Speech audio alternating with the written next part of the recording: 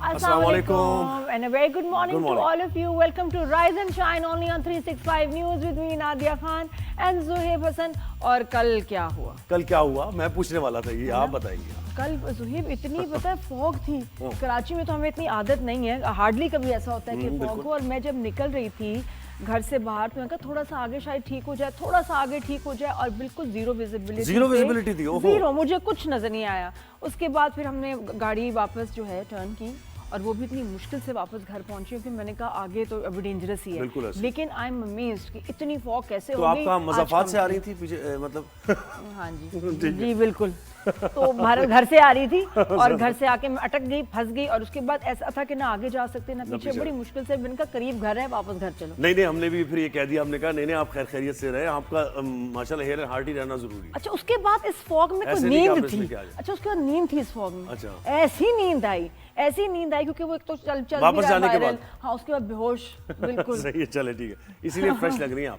तो एक छुट्टी जरूरी हो जाती है, वेडनेसडे की छुट्टी होनी चाहिए। वेडनेसडे की छुट्टी, संडे एंड वेडनेसडे। तो कौन बताएगा फिर वेडनेसडे? ये लोग जो बैठे हुए हैं तो उनको कौन बताएगा ये सारी बातें, खबरें कौन बताएगा, एंटरटेन कौन करेगा? ये भी है नहीं, ये बात है। तो सैटरडे को भी तो चल ही जाता है, दोनों मैनेज कर लेंगे फिर। कुछ ना कुछ होता ही रहता है। लेकिन आई फील कि वैसे कितना अच्छा कि संडे और वेडनेसडे छुट्टी हो।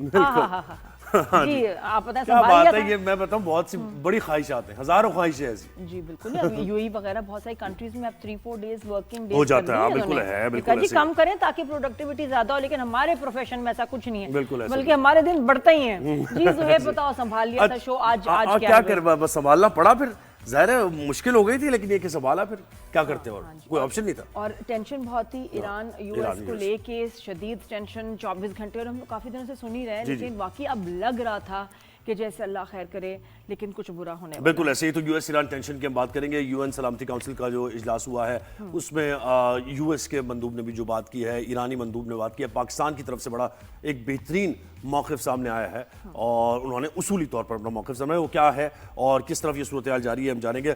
एम्बेसडर जौहर सलीम साहब ने हमें ज्वाइन करेंगे थोड़ी देर बाद। फिर हम बात करेंगे गैस लोड शेडिंग हो रही है और मुख्तलिफ, ये तो अभी ऐसा नहीं है कि अभी होना शुरू हुई है, सर्दियों में ज़्यादा हो जाती है, लेकिन गैस तो लग रहा है कि अब आने वाले वक्त में आपको सिलेंडर ही इस्तेमाल करने पड़ेंगे। एलपीजी बहुत है भी, दुनिया में बहुत सारे ममालिक हैं जो है एलपीजी पे ही जो है सारी गैस जो है वो उनको दी जाती है। ये तो हमारी एक लग्जरी है कि घरों में ऐसे डायरेक्ट आ जाती है पाइप्स के थ्रू, लेकिन बाकी दुनिया वैसे ही फंक्शन कर रही है। सिर्फ जो समझने की बात है कि हमारे सिलेंडर्स जो हैं ये फटते क्यों हैं, ये क्या एक कोई ना कोई तो लैप्स है, कुछ गड़बड़ है जिसकी वजह से वो ब्लास्ट कर जाते हैं। वो नहीं होना चाहिए क्योंकि अदरवाइज ये एक सेफ ऑप्शन है, लेकिन हम कहाँ गलती कर रहे हैं। लेकिन बिल्कुल ऐसे ही। और गैस जो अभी नहीं आ रही मुख्तलिफ जगहों पे, देखें जब एक्सप्लोरेशन नहीं होगी और जो पहले गैस के ज़खायर थे 20 साल पहले, तो ये सोचा भी नहीं जा सकता। बिल इतना कम, 100-150 इतना बिल आता था, लेकिन अब तो गैस का बिल भी हजारों में आ रहा है। तो 10,000 आ रहे हैं भाई, शॉर्टेज हो गया। तो इसकी हम बात करेंगे, तीनों सिटीज हमारे होंगे, बड़े सिटीज, उनसे हम अहवाल लेंगे कि क्या मसाइल है लोगों को इसकी वजह से।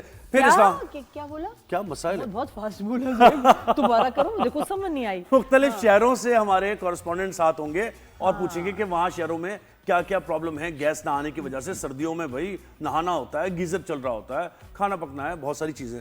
तो ये स्पीड का रिमोट मेरे हाथ में है, डोंट वरी। सही है, ठीक है। और फिर इस्लामाबाद में पोलन एलर्जी की हम बात करेंगे। ये भी देखो, दरख्त तो काटने पड़ते हैं क्योंकि पोलन उसकी वजह से हो रहा है, लेकिन फिर ये कि उसकी रिप्लेसमेंट क्या है, कि ये तो नहीं हो सकता कि अगर आपने सारे दरख्त काट दिए हैं तो कितना वैसे मतलब आप देखें ना एनवायरनमेंट के लिए बुरा है, तो उसकी रिप्लेसमेंट होना बड़ी जरूरी है। और वही एक सवाल है कि जब दरख्त काटे हैं आपने पोलन की वजह से, तो लगाया क्या उसकी जगह। बिल्कुल ऐसे क्या तो ये होगा। और उसके बाद फिर जनाब थिएटर कास्ट हमारे साथ है, नापा में थिएटर हुआ है मदर। अच्छा, ये फ्रांस में बड़ा सक्सेसफुल था ये प्ले, ये फ्रांस में बड़े अरसा चला है, बहुत ही सक्सेसफुल प्ले द मदर के नाम से, जिसमें माँ के सेंटिमेंट्स, इमोशंस, उनके उसके फियर्स, उसके ऊपर बात हुई है। और उसको अडेप्ट करके पाकिस्तान में जब अभी दिखाया जा रहा है, बड़ी अच्छी उसमें कास्ट है। नापा में जरूर जाके आप देखें। और देखिए माँ होती है ना, किसी भी रीजन की हो, माँ होती है, की हो, यूरोप की हो, कहीं माँ हो, हाँ कहीं भी हो, माँ के जज्बात कैसी भी हो, लेकिन माँ होती है भाई। आपको दिखने में सब माँ डिफरेंट लगती हैं, लेकिन जज्बात, दिल वही होता है। तो खैर ये पूरी theatre cast acting, theatre artist हैं, टीवी एक्टर हैं, कमाल। मैं बिग निम्रा बुच्चा फैन, तो उससे हम बात करेंगे आज शो पे, हमारे साथ होंगे और एक्टर्स भी उनके साथ हमारे साथ होंगे। तो जनाब ये हमारे शो पर होने चला है आज जुमे का दिन, और उसमें हम कोशिश करते हैं कि बहुत ज़्यादा चीज़ें शो में डालें क्योंकि फिर 2 दिन की छुट्टी होती है। तो खैर बढ़ते हैं हम पहले इशू की तरफ। पहला इशू हमारा यही है कि अमेरिका ने एक बार फिर ईरान को सख्त पैगाम दे दिया है और ये कहा है कि अगर कत्ल गारत जारी रहा उनके मुताबिक, यानी कि अगर कत्ल गारत जारी रहा, खबरदार करते उन्होंने कहा है, तो फिर हम रुकेंगे नहीं और हमारे पास जो भी ऑप्शंस हैं उस पर हम अमल करेंगे और यूएस प्रेसिडेंट तो तैयार है। लेकिन at the nick of the time वो बिल्कुल तैयार थे हमला करने के लिए, लेकिन अब जो न्यूयॉर्क टाइम्स है वो ये कह रहा है कि नेतन्याहू के कहने पर हमला रोक दिया। फिर उसके बाद द गार्डियन, दूसरे जो न्यूज़ एजेंसीज हैं वो ये कह रही हैं कि इसमें मिडिल ईस्ट के जो ममालिक हैं, कतर ने और सऊदी अरब ने बड़ा किरदार अदा किया है। हाँ, क्योंकि और बहुत उनको रोका है। इसके बड़े सीरियस कॉन्सिक्वेंसेस हो सकते हैं। भुगतना तो नेबरिंग कंट्रीज को पड़ेगा, लेकिन इस बार समझ में नहीं आ रहा कि अमेरिका क्यों हमला करना चाह रहा है ईरान पे, और अभी जो रुका है तो वो भी किस वजह से रुका है कुछ क्लियर नहीं है। हालांकि जो एक्सिक्यूशंस होनी थी, जो फांसियां होनी थी, वो नहीं हुई। तो इसका मतलब Iran is stepping down, climbing down, but reason क्या है वी डोंट नो। बिल्कुल ऐसे। तो हमें ज्वाइन किया है जौहर सलीम साहब ने, एम्बेसडर हैं और बड़ा तजुर्बा उनका रह चुका है ये जितने भी फॉरेन इश्यूज हैं, मामला को लेकर। बहुत शुक्रिया जौहर साहब, आपने वक्त दिया हमें। सर ये कहिएगा कि ये यूएन का सिक्योरिटी काउंसिल का जो इजलास हुआ है इसमें मौक़िफ़ तो यूएस का भी सामने आया और वो यूएस प्रेसिडेंट का ही मौक़िफ़ दोहराए थे उनके मंदूब। ईरान की तरफ से कहा गया कि हम बिल्कुल जंग नहीं चाहते हैं, लेकिन अगर आपने जंग की तो हम तैयार हैं उसके लिए। खासतौर पे पाकिस्तान ने जो मौक़िफ़ दिया है, ये बड़ी टाइट रोप है जिस पर चल रहा है पाकिस्तान इस वक्त, और बहुत ही बैलेंस मौक़िफ़ दिया उन्होंने कि किसी भी मुल्क की सॉवरेनिटी को नुकसान पहुंचाया जाएगा तो उसी तौर पर ये गलत है और हम इसकी हिमायत नहीं कर सकते। जी बिल्कुल, पाकिस्तान का तो असूली मौक़िफ़ है इस पे, और ये बहुत अरसे से है कि जो न्यूक्लियर इशू है जो अमेरिका और ईरान के बीच में, बल्कि वो तो पूरे जो इसमें यूरोप भी शामिल है, वो बातचीत के जरिए पीसफुल तरीके से हल किया जाए और उसमें कोई जो मिलिट्री एक्शन जो है या मिलिट्री काइनेटिक ऑप्शन है उसको इस्तेमाल ना किया जाए। बिकॉज उससे देखें एक मुल्क की टेरिटोरियल इंटेग्रिटी जो है और एक मुल्क की जो सॉवरेनिटी है उसको आप वायलेट करते हैं, और यूनाइटेड नेशंस चार्टर में इसकी कोई गुंजाइश नहीं है, इंटरनेशनल लॉ में इसकी कोई गुंजाइश नहीं है। कि पाकिस्तान का यही वाज़ेह मौक़िफ़ है जो 12 दिन की जंग हुई थी इजराइल और ईरान के बीच, तो उसमें भी पाकिस्तान का यही था और बहुत वाज़ेह था। और हमारे ही खित्ते में और मुल्क थे जिस तरह इंडिया था जिन्होंने बिल्कुल एक मुबहम सा मौक़िफ़ उस वक्त अपनाया था, हालांकि वो ईरान की दोस्ती का बहुत दम भरते थे। और पाकिस्तान का यही वाज़ेह मौक़िफ़ था जिसकी वजह से ईरानी पार्लियामेंट में तशक्कुर पाकिस्तान के नारे भी लगे थे उस वक्त। तो अभी भी पाकिस्तान यही कहता है कि ये जो है एक नेगोशिएटेड सेटलमेंट होनी चाहिए, यूज ऑफ फोर्स जो है इस तरह, और ख़ुसूसन कोई यूनाइटेड नेशन सिक्योरिटी काउंसिल की मैंडेट के बगैर, वो तो बिल्कुल इंटरनेशनल लॉ के लिहाज से गैर कानूनी है और वायलेशन है।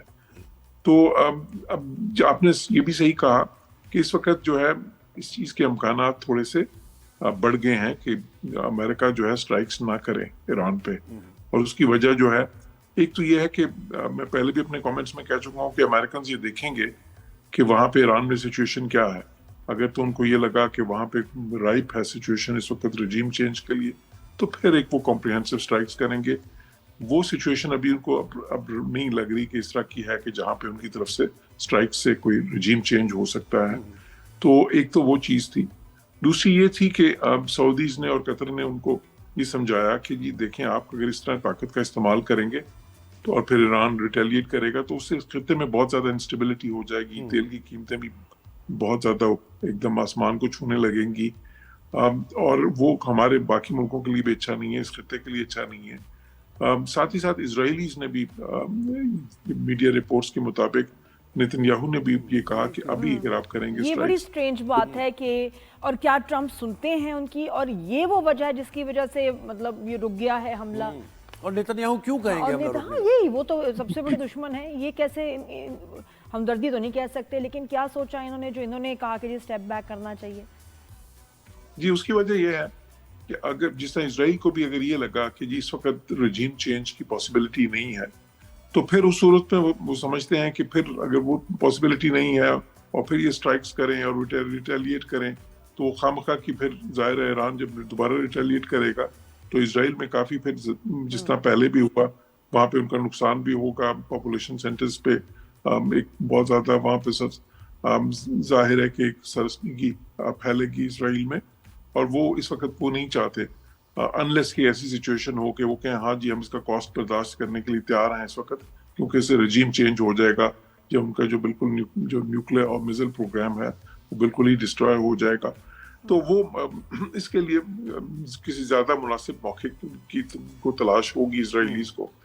जो क्योंकि ईरान में देखें जब वीकेंड ओवर द वीकेंड क्या हुआ कि वहां पे वो जो प्रोटेस्ट थे वो वीकेंड पे एकदम जो है उन पे काबू पा लिया गया, और उसके बाद बल्कि फिर ईरानी हुकूमत के जो सपोर्टर्स थे वो सड़कों पे निकल आए और वो लाखों की तादाद में वो भी आ गए। तो वहां पे भी सिचुएशन जो सी है थोड़ी बदली है ईरान के अंदर भी। बिल्कुल। जौहरी साहब, ये जो हम सुन रहे थे वॉरशिप्स जो हैं ये चल पड़े हैं, बहरी बेड़ा ये जो है समुद्री जहाज जो हैं, जंगी जहाज हैं, वो तो चल पड़े हैं, ऑन रूट हैं, तो वो इसकी समझ नहीं आ रही ये क्यों, और इनको रोक दिया गया है या वो अपना सफर करते रहेंगे, और एक वो थ्रेट और एक जो है खौफ रखना है। बिल्कुल देखिए वो तो अपना सफर करते रहेंगे। देखिए अमेरिका की एक तो ये है कि इस रीजन में बहुत सारी बेसिस हैं, कोई 19 के करीब। कतर में उनकी जो है बहुत बड़ी एयरफोर्स बेस है, बहरीन में उनकी बहुत बड़ी नेवल बेस है, बाकी सब मुल्कों में भी जो गल्फ के हैं बहुत ज्यादा। अभी उन्होंने एक इत्तेफाक ये है कि इस वक्त वहां पे उनका एयरक्राफ्ट कैरियर कोई नहीं था, जो कि उन्होंने अभी साउथ चाइना सी से को मूव कर रहे हैं, तो वो वहां पे पहुंच रहा है। उससे ज़्यादा मजीद उनकी कैपेसिटी बढ़ जाती है वहां पे अगर वो ये डिसाइड करें स्ट्राइक्स करने की। लेकिन देखिए जो ऑलरेडी भी उनकी वहां पे स्ट्रेंथ है, और मैं तो बहुत साल पहले बहरीन में सफीर भी रहा हूँ, उधर मैं उनकी वो नेवल बेस विजिट की है कई बार, बल्कि उनके एयरक्राफ्ट कैरियर्स भी वहां पे मैंने 2 विजिट किए थे। तो वो जो है कैपेसिटीज उनके पास अभी भी है, लेकिन वो ऐसा करते हैं कि जिस तरह उन्होंने जब वेनेजुएला पे भी स्ट्राइक्स करनी थी तो उन्होंने अपनी कैपेसिटी आसपास से भी मंगवा के अपने जो है जिसको आप बहरी बेड़ा कहते हैं, लेकिन ईरान के पास जो ऑप्शन है, देखिए बार बार ईरान ये कहता है कि अगर यूएस ने हम पर हमला किया तो मिडिल ईस्ट में जो उसकी बेसिस है हम उसको निशाना बनाएंगे। ये खबरदार कर दिया है कतर को भी, यूएई को भी, और आपने कहा बहरीन का आपने विजिट भी किया। तो ये एक यानी ऐसा टूल है ईरान के पास जिसका कोई अभी तक जवाब नहीं है, यूएस के पास भी, और मिडिल ईस्ट इसमें सेकंड हो जाता है जब ही वो जाकर डोनाल्ड ट्रंप से बात इसलिए उनका प्रेशर है। जी देखिए उसका बिल्कुल उनकी जो रिटेलिएशन है वो एक कॉस्ट है, तो वो जब एक चीज करते हैं इस तरह की तो फिर कॉस्ट बेनिफिट एनालिसिस होता है ना जी, कि इस वक्त क्या ये कॉस्ट जो सा है एक्सेप्टेबल है हमारे लिए, और हमारे जो ऑब्जेक्टिव्स हैं वो इस वक्त क्या हल हो सकते हैं। तो ये कॉस्ट उनके लिए उस वक्त बेरेबल होगा जो ईरानियन रिटेलिएशन का, जिस वक्त वो ये फील करेंगे कि जी इस वक्त अगर हम एक डिसाइसिव स्ट्राइक करें तो ये रजीम चेंज हो जाएगा, या ईरान जो है वो फिर न्यूक्लियर और मिसाइल पे जो है जो उनकी कंडीशंस हैं वो जीरो एनरिचमेंट कह रहे हैं अमेरिकन। पहले हालांकि वो ईरान को ये कहते थे कि ठीक है आप अपना सिविलियन न्यूक्लियर प्रोग्राम रख सकते हैं जिसमें कोई कुछ परसेंट एनरिचमेंट होती है, बट अब वो बिल्कुल जीरो एनरिचमेंट पे आ गए हैं। और इसी तरह ये भी कहते हैं जो पहले एक चीज नहीं थी कि जी मिसाइल प्रोग्राम भी अपना बिल्कुल खत्म करें। तो वो जो है ना एक मुनासिब जो है या बिल्कुल जिसे कहते हैं कि वो सबसे बेहतरीन मौके की तलाश में तो अमेरिकन और इजराइल रहेंगे, लेकिन वो फिर ईरान की दाखिली सूरत हाल से मुंसलिक है कि क्या वहां पे ऐसी सिचुएशन उनको लगती है कि हाँ जी एक और बड़ा इशू जो सिक्योरिटी काउंसिल में यूएस के मंदूब ने कहा कि जो मजहबी नजरियात हैं ईरान के, ये कांस्टेंट थ्रेट हैं यूएस के लिए और इसराइल के लिए। लेकिन आप देखें कि ये जो मजहबी नजरियात हैं अगर वैसे ओवरऑल देखा जाए तो ये तो मिडिल ईस्ट में भी नजरियात कमोबेश उसी तरह के हैं। तो क्या मिडिल ईस्ट एनलाइटेंड मॉडरेशन की तरफ चला गया है, ईरान ऑर्थोडॉक्स है, अभी सऊदी अरब भी एनलाइटेंड मॉडरेशन की तरफ चला गया है? यूएस को क्या तकलीफ है, उनको क्या परेशानी है? जी अमेरिका के नजदीक तो कुछ ऐसा ही है, वो तो यही समझते हैं, और वो समझते हैं कि वहां पे क्योंकि देखिए ईरान में जो है बहुत अरसे से वो एक जो है ना वो नजरिया तो है ना एक एंटी इजराइल, वो समझते हैं कि इजराइल जो है आलम इस्लाम का दुश्मन है, और उस जो है ना और उसके खिलाफ वो बरसरे पेकार भी रहे हैं। उनकी बहुत सारी ऑर्गेनाइजेशन जिनको वो सपोर्ट करते रहे हैं, जिस तरह हमास है, जिस तरह हिजबुल्ला है, वहाँ पे हुतीज भी हैं, ये सारी। तो वो जो अमेरिकन ये समझते हैं कि ये जो इनकी आइडियोलॉजी है जो ये थोड़ी रेडिकल है, खसूसन इसलिए क्योंकि ये इस तरह की ऑर्गेनाइजेशंस को सपोर्ट करते हैं वहाँ पे, और जाहिर है कि जो गल्फ के बाकी ममालिक हैं वहाँ पे तो कोई ऐसी चीज़ नहीं है, तो उस वजह से वो फिर इसको एक खतरे के तौर पे देखते हैं ईरान को। जी जौहर साहब, ये नहीं लगता कि जैसे दुनिया को मसरूफ रखा जा रहा है कि इस तरफ ध्यान रहे और एक जो बहुत मेन मसला है फ़लस्तीनियों का उसके ऊपर नज़र ना जाए, क्योंकि मैं अरसे से देख रही हूँ कोई बात नहीं अब उसके ऊपर हो रही, मीडिया खामोश है, सारा इसी कॉन्फ्लिक्ट के ऊपर देखें हम सबका फोकस है और हम बिल्कुल भूल गए हैं कि फ़लस्तीन में अब भी वो जो है जुल्म हो रहा है, वो पीस एग्रीमेंट नहीं ऑनर हुआ, but nobody is talking about it. तो क्या यही मकसद तो नहीं है? नहीं, मेरे ख्याल डिस्ट्रैक्ट करने का उस तरह का नहीं है, बिकॉज देखें वहाँ पे जो है पहली स्टेज तो उसकी खत्म होगी, अब दूसरी स्टेज जो सी है वहाँ पे जो उनका मकासद हैं वो ये है अमेरिका के कि वहाँ पे जी वो तो ये चाहेंगे कि अब दूसरे मरहले में वहाँ पे भी उनका जो है एडमिनिस्ट्रेशन लोकल बने पैलेस्टीनियंस की, लेकिन ओवरऑल कंट्रोल जो है वो अमेरिका का वहाँ पे हो गाजा में, क्योंकि वो जो बोर्ड ऑफ पीस बनेगा उसके तहत उसकी सरबराही तो प्रेसिडेंट ट्रम्प खुद करेंगे, तो जाहिर है कि ओवरऑल होल्ड तो उन्हीं का होगा और फिर वो अपनी जो मुनासबत से जो है ना उसकी रिकंस्ट्रक्शन वहाँ पे करवाएं, और उसमें उनकी तो ख्वाहिश ये भी होगी कि अमेरिकन कंपनीज भी उस रिकंस्ट्रक्शन में बड़े पैमाने पे शामिल हों, क्योंकि वो हर चीज़ में ये भी देखते हैं कि अमेरिका का फ़ायदा इकोनॉमिक फ़ायदा कहाँ पे है, और साथ ही साथ जाहिर है कि वो एक कसीरुल जहती वहाँ पे जो है वो बाहर से पीस कीपिंग फौज भी चाहते हैं वहाँ पे, और इजराइल चाहता है ना कि वहाँ पे हमास जो है बिल्कुल डिसाम हो जाए, ज़ाहिर है उनका एक तसल्लुत है। बहुत शुक्रिया जौहर साहब, आपने वक्त दिया हमें। तो अच्छा, अभी भी जो है ना खतरा टला नहीं, जो ट्रम्प ने कहा है वो ये कि आज हम हमला नहीं कर रहे, नॉट टुडे, नॉट टुनाइट, लेकिन ये कि कल सेफ नहीं है, परसों सेफ नहीं है, तो ये कांस्टेंट ये जो तलवार लटकाई हुई है ना दुनिया पे इस खित्ते में, ये खतरे की तलवार ये अभी भी है। बिल्कुल ऐसे। रॉयटर्स देखे ना, कल तो रॉयटर्स की खबर थी कि किसी भी मौके पर 24 घंटे में हमला कर देगा यूएस कोई भी, तो एक पल पल बदलती सूरत हाल है, इससे मुताल्लिक अपडेटेड रखना आपको जरूरी है, इसलिए हम सेगमेंट की शामिल भी करते हैं आजकल अपने शो पर। तो एक ब्रेक लेना हमने, ब्रेक के बाद वापस आएंगे, कहीं जाइएगा नहीं, देखते रहिए राइजिंग शो। Good morning.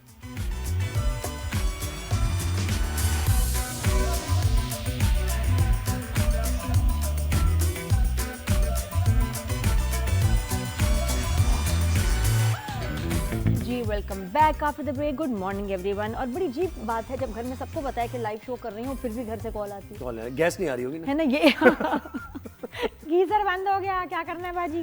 खैर ये तो हाँ हम मजाक में कर रहे हैं बात, लेकिन ये कि बहुत परेशानी है इस वक्त लोगों को। पूरे पाकिस्तान में गैस की सप्लाई नहीं आती, घंटों तक गैस गायब रहती है। इवन ये भी है कि गैस लोड मैनेजमेंट होता था ना पहले के ब्रेकफास्ट के दौरान, यानी 2-3 घंटे जो है इसमें आएगी और फिर बंद हो जाती थी, फिर उसके बाद दोपहर में ज़ाहिर सब ऑफिस वगैरह जाते हैं तो रात में फिर गैस आ जाती है, तो अब वो लोड मैनेजमेंट भी नहीं हो पा रहा है। तो सुबह के औकात में भी गैस गायब है, रात के औकात में भी गैस गायब है, तो आप लोग बेहतर जानते हैं। जिनके घरों में खाना रेडी ही 11 बजे होता है रात को, वो क्या करें। वैसे थोड़ा सा तो अच्छा है कि डिसिप्लिन हो जाए कि आप जो है ना जल्दी खाना खाएं, जल्दी खाना बनाएं, जल्दी सो जाएं, लेकिन फिर भी कुछ लोगों की मजबूरी ही होती है कि आते लेट हैं, जिनकी ड्यूटीज शाम की हो, ये वो उनको रातों खाना, अकड़ी रोटियां जो है ना खाना बड़ा मुश्किल है, लेकिन चल रहा है। और अब जो वो सिलेंडर के इस्तेमाल के बाद फिर उसके अलग एक खतरा आता है जो इस्लामाबाद में वाक़या हुआ शादी के घर में। बिल्कुल, कितना नहीं है, बिल्कुल सिलेंडर्स को जो कि सेफ नहीं है समहाउ, और उनका ऐसे ब्लास्ट कर जाना, कितनी जानें चली जाती हैं, इट इज सो अनसेफ। तो बहुत मसाइल हैं बिल्कुल ऐसे ही। अच्छा, पहले ये होता था कि गैस की तो हम ये तस्वुर भी नहीं करते थे कि गैस की लोड शेडिंग होगी या फिर गैस के कोई यूटिलिटी बिल्स में हमें बजट रखना पड़ेगा, लेकिन अब तो गैस के बिल्स भी बहुत ज़्यादा हैं। ये ज़रा इंडस्ट्री में भी गैस जा रही है, उसकी वजह से शॉर्टेज है और एक्सप्लोरेशन भी नहीं हो रही है। जो पहले ज़खायर थे वो कम होते जा रहे हैं इसी टाइम के साथ। तो मुख्तलिफ शहरों में क्या सूरत हाल है ये हम जानेंगे। हमें ज्वाइन किया है इस्लामाबाद से हमारी नुमाइंदा महविश कमाल और कराची से महविश कमास, और सबना कमाल ने हमें लाहौर से ज्वाइन करेंगी, और कराची से हमें जमजम सईद। तीन शहरों की रिपोर्टें हम आपको दे रहे हैं राइजन शाइन पे, और ये मेरे ख्याल जमजम थी पहले। हेलो जमजम, कराची से शुरू करें? पहले हम इस्लामाबाद से शुरू करते हैं, महविश कमास की जानिब बढ़ते हैं। महविश, मुझे बताएं कि इस्लामाबाद में तो सख्त सर्दी है, और सर्दी में ज़ाहिर है गैस का इस्तेमाल बढ़ जाता है, और जब गीजर भी ऑन ना कर सके आप, चूल्हा भी ना जल सके, तो फिर करें तो क्या करें, क्या कह रहे हैं शहरी? बिल्कुल आपकी बात बिल्कुल ठीक है। और मैं तो आपको ये बताऊं कि इस्लामाबाद में कई सालों से अब ये रूटीन स्टार्ट हो गया है कि जब भी सर्दियां स्टार्ट होती है उसके बाद गैस की लोड शेडिंग जो है वो शुरू हो जाती है। इस्लामाबाद में अब आपको मैं बताऊं तो आपको पता होगा कि मुख्तलिफ सेक्टर्स यहाँ पर है, लेकिन कुछ सालों के दौरान जो नए इलाके यहाँ पर शामिल हुए हैं जिसमें गौली टाउन है, कन्ना पुल है या बनीगाला से उस पार जो जगह ऐड हुए हैं वहाँ पर गैस की बंदिश जो है वो काफ़ी ज़्यादा है और बाकायदा वहाँ पर लोड शेडिंग हो रही है। ये इस वक्त मैं जहाँ पर मौजूद हूँ ये जी सेक्टर का इलाका है और यहाँ पर भी अब गैस की लोड शेडिंग जो है वो शुरू हो गई है। जिस तरह आपने कहा कि सुबह के वक्त जो खासकर नाश्ते का टाइम होता है या रात का जब औकात होता है डिनर का टाइम, तो इस टाइम भी गैस जो है वो चली जाती है, तो लोगों को काफ़ी मसाइल का जो है वो सामना पेश आ रहा है। लेकिन सिर्फ यही नहीं, आपको मैं अगर आप अपनी दोस्त की एक बात करूँ तो उसका गैस का जो यूसेज है वो बहुत कम है, लेकिन इस बार इस महीने जो उसका बिल आया तो आप अंदाज़ा मतलब हैरान हो जाएंगे कि गैस का यूसेज इतना कम है और उसके बावजूद 5,000 6,000 बिल आना तो हैरान कुन बात है। और दूसरी तरफ अगर इस्लामाबाद जैसे जो दारुल हुकूमत है पाकिस्तान का, अगर यहाँ पर लोड शेडिंग हो रही है तो आप अंदाज़ा लगाएं कि पाकिस्तान के बाकी शहरों में खासकर छोटे शहरों में फिर इस वक्त क्या सूरत हाल गैस की जो है वो होगी। जबकि यहाँ पर काफ़ी फॉरनर्स रहते हैं, काफ़ी मुख्तलिफ लोगों से मुल्कों से लोग आए यहाँ पर रहते हैं, अगर उनको भी सहूलत नहीं दी जा रही तो आवाम जो पाकिस्तान के बाकी शहरों में रहती है, जो दूर दराज इलाके हैं, तो उनको कितने मसाइल का जो है वो सामना पेश आ सकता है। क्या यूज कर रहे हैं खाना बनाने के लिए, घर गर्म करने के लिए, क्या कर रहे हैं? देखिए सबसे पहले तो लोग का यही होता है ना कि गैस जो है वो उसको किसी न किसी तरीके से अवेलेबल हो तो सिलेंडर का इस्तेमाल किया जाता है, लेकिन कई लोग जो है वो सिलेंडर यूसेज से भी डरते हैं। तो उसका फिर ये तरीका है कि उनको पता होता है कि इस टाइम जो है वो गैस जानी है, तो उससे पहले लोग उठ जाते हैं, अपने लिए नाश्ता बनाते हैं या खाना बनाते हैं। मैं अगर अपनी बात करूँ तो मेरी भी सूरत हाल होती है कि अगर 8 बजे इसने गैस जानी है तो मैं 7 बजे अपने लिए नाश्ता तैयार करूँ, अगर 9 बजे जानी है तो 8 बजे तैयार करूँ। तो ये इस्लामाबाद में गैस के जो लोड शेडिंग है उसके क्या टाइमिंग्स हैं? देखिए सुबह 6 बजे से जो है वो गैस जो है वो चली जाती है और 8:30 या 9 बजे तक जो है वो गैस आती है। तो ये अहम टाइम है, यहाँ पर इस टाइम नाश्ता तैयार किया जाता है, लोग ऑफिस से जाते हैं और यहाँ पर गैस नहीं है। और फिर रात के टाइम जो है वो 8 बजे गैस जो है वो जाती है और रात के 11 बजे गैस आती है। तो ये सूरत हाल है। कई जगहों पे ये भी होता है कि 10 बजे गैस जाती है और पूरी रात गैस नहीं रहती है, फिर सुबह के वक्त जो है आ जाती है। मुख्तलिफ सेक्टर्स के लिए मुख्तलिफ जो है वो रूटीन जो है वो गैस के जो है वो रखी गई है। कहीं पर गैस किस टाइम जाती है तो और बाहर से देखे ना, बिल्कुल बाहर से कब तक रोटी आप और खाना अरेंज कर सकते हैं? तो वैसे ही गुर्बत है, महंगाई है, तो कैसे आप बाहर जाके, तो हमारे साथ नहीं है। इतनी सर्दी में 11 बजे आप जा रहे हैं रोटियां लेने जा रहे हैं, वो कितनी तकलीफ की बात है। ज्वाइन किया और वो किचन में ही पहुंच गई है जमजम और बताएंगी कि चूल्हा तो है, ऑन तो करते हैं, लेकिन गैस नहीं आती। बिल्कुल ऐसा ही है ना? बिल्कुल। देखिए नादिया और ज़ुएब, यही सूरत हाल कराची में भी है। हम देखते हैं कि यहाँ पर एक मौजूद हूँ, यहाँ पर मेरी जब बात हुई तो मेरी खातून से यही बात हुई, वो यही कह रही थी कि उनके बच्चे जो स्कूल जाते हैं वो भी बगैर नाश्ते के गए और उनके हस्बैंड जब काम पे गए तो वो भी बगैर नाश्ते के गए। अब गैस की क्या टाइम है इस वक्त? चूँकि मैं ओल्ड सिटी एरिया में मौजूद हूँ तो गैस की टाइमिंग क्या है मैं इनसे पूछती हूँ। ये बताइएगा कि सुई सदरन गैस कंपनी टाइमिंग्स जारी करती हैं, तो यहाँ किस टाइम गैस जाती है और आती कब है? यहाँ पर सिर्फ फजर के वक्त गैस होती है, वो भी आधे घंटे के लिए बामुश्किल। इसके बाद गैस का कोई नामो निशान नहीं होता। मतलब गैस नाम की कोई चीज़ ही नहीं। हम लोग सिलेंडर पे गुजारा करते।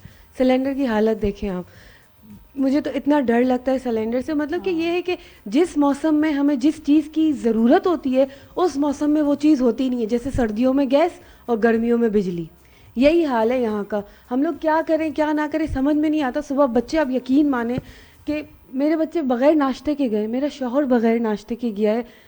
इतना हम लोग को बेजार करके रखा हुआ है इन लोग ने कि मेरी तो समझ से बाहर है। अच्छा, कराची वालों के बारे में तो ये कहा जाता है कि जब तक सुबह चाय न पिए तो उनकी आंख ही नहीं खुलती है। बिल्कुल ऐसा ही है। कभी कभी तो ऐसा होता है कि मैं इतनी तंग आ जाती हूँ, मैं होटल जाती हूँ, वहाँ से जाके चाय अपने लिए लेके आती हूँ, क्योंकि फिर सारा दिन सर में दर्द रहता है। वही आप वाली बात, सुबह चाय के बगैर हमारी सुबह नहीं होती है और यहाँ गैस का नाम नहीं है। गैस होगी तो चाय पकाएंगे, नाश्ता पकाएंगे, खाना पकाएंगे। नहीं, ये बात तो बिल्कुल सही है। देखिए अच्छा नादिया और ज़ुएब, मैं आप लोगों को सिलेंडर की यहाँ की सूरत हाल दिखाऊं। कैमरामैन इफरान ये जरा सा जूम की कि सिलेंडर की ये सूरत हाल है कि ये किसी भी वक्त सिलेंडर ये फट भी सकता है। ये बच्चों वाला घर है और बड़ी ही खराब सूरत हाल है कि सुबह फजर के टाइम गैस सिलेंडर जरा यहाँ ना रखें। अब गैस तो नहीं आनी और आपकी सुनवाई भी नहीं होनी कि गैस आपके कहने से, कंप्लेंट करने से आ जाएगी। सिलेंडर को भी जरा सही जगह बाहर रखें, कोई सिस्टम ऐसा बनाएं कि अब करना ही गुजारा इस पे है। ये सोच के करें ना, स्टोव के पास बिल्कुल आप बिल्कुल ऐसा मतलब ही है ज़ैद। बड़ी तो खौफनाक ये तो बड़ी अच्छा। लेकिन क्या जमजम मुझे करें, ये बताइए भी कि तो मजबूर देखिए है, एक चीज जाहिर और सी है। बात क्या है। कह रही हैं जी जी, जमजम? बताइए। मैंने कहा जाहिर है ये भी मजबूर है, क्या करे, बच्चों वाला घर है, घर के बाहर भी सहन में भी नहीं रख सकते। अब जब स्पेस इतना है तो एक किचन ही बचता है कि जहाँ पर ये सिलेंडर रख सकते हैं। बच्चे खुदा ना खास्ता भागते दौड़ते हैं, अल्लाह ना करे कोई हादसा पेश आ जाए तो उससे बचने के लिए अगर ये किचन में रखते हैं और किचन में अल्लाह ना करे कोई ऐसा हादसा पेश हो जाता है तो फिर जिम्मेदार कौन है? ये सबसे बड़ा बिल्कुल सवाल सही है। लेकिन जमजम बस वही बात है कि अगर गुजारा करना है किसी तरह तो फिर उसमें सेफ्टी बड़ी इंपॉर्टेंट है। नाश्ते के लिए वो आइटम इस्तेमाल करें जिसमें कुकिंग ना हो, जैसे चूल्हा जलाना ही ना पड़े कि ब्रेड ले ली, कोई उसके ऊपर कुछ लगा दिया, जैम लगा दिया, मक्खन, कुछ भी थोड़ा नादिया, वो बहुत। बात आपकी ठीक है, मैं आपसे मुत्तफिक हूँ। क्योंकि ये बट देखिए नादिया, आप खुद भी जो बताएं ना, सिलेंडर आप भी क्या है ये तो समझती है कि dangerous है, dangerous है। चाय के बगैर हमारी सुबह होती है? देखो चाय का फिर एक ऑप्शन है, अगर बहुत ज़रूरी है केटल, या फिर जो भाई बाहर जा रहे हैं वो वाकई बाहर से पी लें, क्योंकि सेफ्टी कम्स फर्स्ट। अगर ये नहीं इसमें सोल्यूशन के सिलेंडर रख लिया जाए मतलब वो तो जो इस नादिया तो हाल ये में- कह रही है ना कि आपको अपनी सेफ्टी करनी है, पहले हाँ, ये, कुछ मैं भी हो solution जाए, दे रही कोई हूँ। भी हालात हो, वाकयात हो। लेकिन खैर जमजम बस ये मुझे बता दें कि क्या टाइमिंग क्या है लोड शेडिंग की, और सिलेंडर से रात में बेहतर क्या आती है है? एक आप बिजली का चूल्हा, एक जो आपका जो है बिजली का अच्छा, चूल्हा लेके थोड़ा खर्चा है, लेकिन ये कि कम से कम सेफ्टी है उसमें, जो बार बार आप लोग सिलेंडर मंगवाएंगे। अच्छा उससे बेहतर नादिया, इसका यहाँ पर एक इस्तेमाल मजे कर की बात ये भी है, हाँ। यहाँ पर एक मजे की बात ये भी है कि यहाँ पर सिर्फ गैस की लोड शेडिंग नहीं, बिजली की भी लोड शेडिंग है। इस वक्त भी मैं इमरजेंसी लाइट में ही खड़ी हुई आपको यहाँ से लाइव मनाजर दिखा रही हूँ। यहाँ पर बिजली की यानी लोड सर्दियों शेडिंग भी में और सुबह 6 और बजे अब की तो लाइट रमजान आएगी। आ रहे हैं। वहाँ पीछे अब जो खाएं। लाइट आएगी समना वो ने भी दोपहर को ज्वाइन 1 किया, बजे समना हमारे आएगी। साथ रहे, समना भी ज्वाइन किया। समझ मुझे बताएं कि देखिए कराची में तो आपने देख लिया, इस्लामाबाद में भी देख लिया, लाहौर में क्या सूरत हाल है? सख्त सर्दी है, रमज़ान करीब है और कराची में तो सुबह 6 बजे आ रही है। मुझे लग रहा है रमज़ान की प्रैक्टिस हो रही है कि 4 बजे आएगी, थोड़ी सी सहरी बनाना और उसके बाद बस फिर।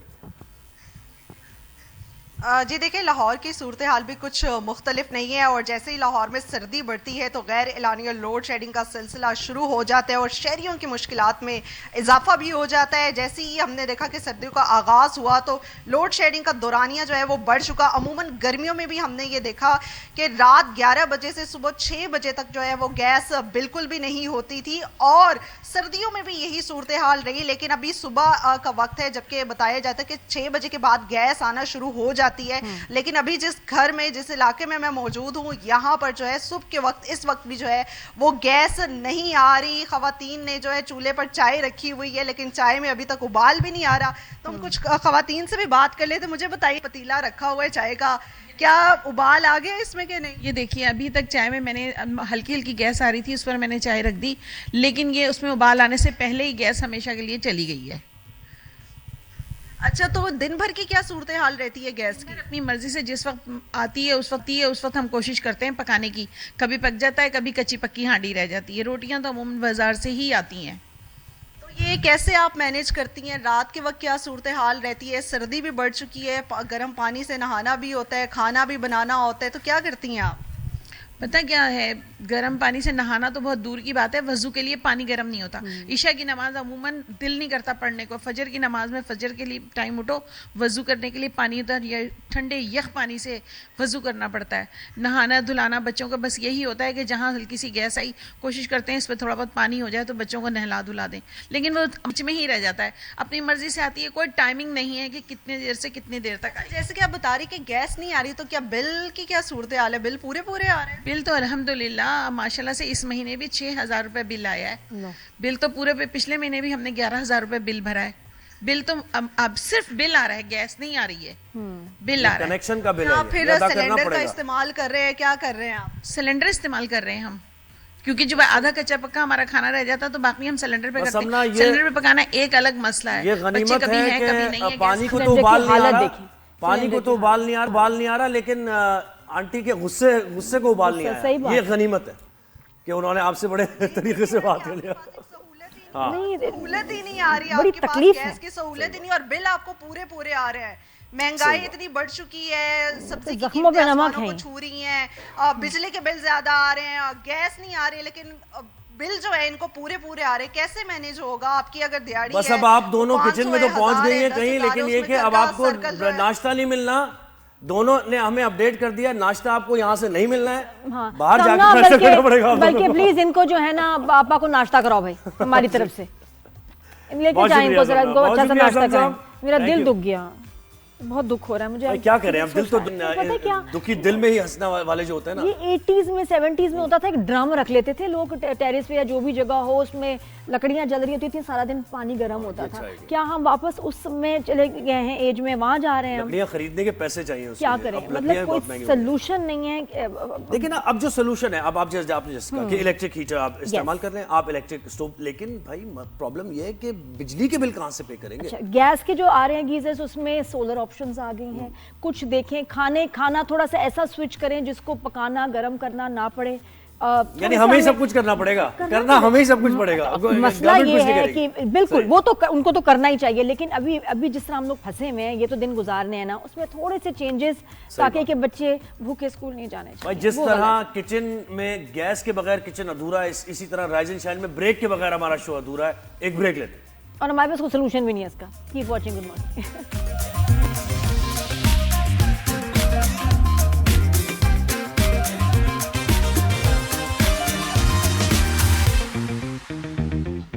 Welcome back. अब कुछ मुक़द्दस रात की बात करते हैं। आज की रात शब मेराज इस्लामी तारीख का वो मुक़द्दस मौका है जिसमें हुजूर नबी अकरम सल्लल्लाहु अलैहि वसल्लम को अल्लाह ताला ने मौजज़ाती तौर पर आसमानों पर बुलाया।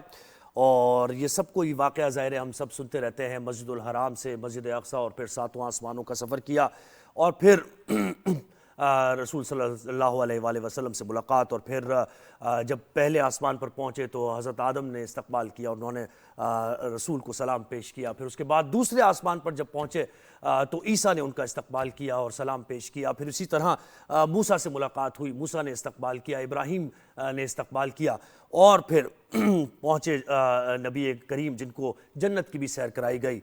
और आज की रात ख़ास तौर पर इबादत की रात है। इसमें जो तोहफ़ा हमें मिला, नमाज का तोहफ़ा, और ये भी कुछ रिवायात में आता है कि जब रसूल सल्लल्लाहु अलैहि वसल्लम वापस आ रहे थे तो वापसी पर मूसा से मुलाकात हुई, तो मूसा ने से मुकालमा हुआ तो 50 नमाज़ें अल्लाह ने रसूल को दी और कहा कि ये फ़र्ज़ नमाज़ें हैं। तो मूसा ने कहा कि क्योंकि जो मूसा की कौम थी उनको तजुर्बा था अपनी कौम का, तो उन्होंने कहा कि बहुत ज़्यादा नमाज़ें हैं, कम करा के आओ। तो रसूल सल्लल्लाहु अलैहि वसल्लम वापस गए और इल्तिजा की कि नमाज़ें कम की जाओ, और फिर ऐसे ही 50 से कम नमाज़ें होती रहीं और फिर 5 नमाज़ें मुसलमानों पर फ़र्ज़ की गई। तो एक ये बड़ी मुक़द्दस रात है जिस पर इबादतें होती हैं, ज़िक्र अस्कार होता है, अल्लाह से मग़फ़िरत तलब की जाती है। और आप देखें कि रमज़ान मुबारक भी बस करीब ही हैं, तो इस रात शब मेराज की रात बड़ी अहम तरीन ये रात है। इसमें हमें ये रात सोकर नहीं गुजारनी, इस रात इबादतें करनी है, अल्लाह से अपने राब्ते को मजबूत करना है और अल्लाह से दुआ करनी है कि मुसलमानों के लिए और इस कौम के लिए अल्लाह बेहतरी करे, हमारे मुल्क के लिए बेहतरी करे। अच्छा, आज की रात क्योंकि इबादतों की रात है तो गवर्नमेंट की तरफ से भी तातीलात का ऐलान किया गया है और तमाम ही जो दफातर हैं वो बंद रहेंगे, स्कूल्स बंद रहेंगे, छुट्टी दी गई है। लेकिन इस मुनासबत से, शब मेराज की मुनासबत से हमने मदू किया है कारी कामरान सुहरवर्दी साहब को, जो कि नाते रसूल मकबूल सुनाएंगे और हम ये शर्फ हासिल करेंगे। कारी साहब बहुत शुक्रिया आपने हमें वक्त दिया। आज की रात से मुताल्लिक़ ज़रा 2 जुमले भी आप फरमाइए, कितनी अहमियत है इस रात की, और नात का तोहफ़ा भी हमारे नाज़रीन को दीजिए। नबी पाक सल्लल्लाहु अलैहि वसल्लम मेराज पे तशरीफ ले गए। ये मुसलमानों की मेराज और नबी पाक सल्लल्लाहु अलैहि वसल्लम का ख़ास करम है और आका अलैहिस्सलाम का ये मौजज़ा है कि आप हुजूर नबी करीम सल्लल्लाहु अलैहि वसल्लम मेराज पे तशरीफ ले गए। अर्श मुअल्ला तक अल्लाह रब्बुल इज़्ज़त ने फरमाया, जब जिब्राईल अलैहिस्सलाम सिदरतुल मुंतहा पे पहुंचे तो उन्होंने कहा मेरी हद बस यहीं तक है या रसूलुल्लाह सल्लल्लाहु अलैहि वसल्लम, में से आगे बढ़ा तो मेरे पर जल जाएंगे। ये जिब्राईल फरिश्तों के सरदार हैं, जो नूरी फरिश्तों के सरदार हैं, वो कहते हैं कि मेरी हद यहीं तक है, इससे आगे आप ही तशरीफ ले जाएंगे। तो नबी करीम सल्लल्लाहु अलैहि वसल्लम नालायन मुक़द्दस के साथ तशरीफ ले गए। ये शब मेराज वो रात है, अल्लाह रब्बुल इज़्ज़त की ख़ास करम नवाजी है। अल्लाह रब्बुल इज़्ज़त ने हमें इससे नवाजा और हमें देखना नसीब हुई। अल्लाह पाक हम सबको इस रात में ज़्यादा से ज़्यादा इबादत करने की तौफीक अता फरमाए। इसी के हवाले से हाँ कलाम बिल्कुल, पेश नात के करने चंद अशार अता फरमाए। जी बिल्कुल। बलगल उला बिकमालिही कशफ दुजा बिजमालिही हसनत जमीउ खिसालिही सल्लु अलैहि वालिही सरला मका से तलब हुई सुए मुल्तहा वो चले नबी सरला मका से तलब हुई सुए मुल्तहा वो चले नबी कोई हद है उनके उरूज की बलगल उला बिकमालिही रुख मुस्तफा की ये रोशनी ये तजल्लियों की हमा हमी रुख मुस्तफा की ये रोशनी ये तजल्लियों की हमा हमी के हर एक चीज चमक उठी के हर एक चीज चमक उठी बलगल उला बिकमालिही कशफ दुजा बिजमालिही। जी welcome back after the break. Good morning everyone. Rise and shine पे दोबारा आप सबको वेलकम।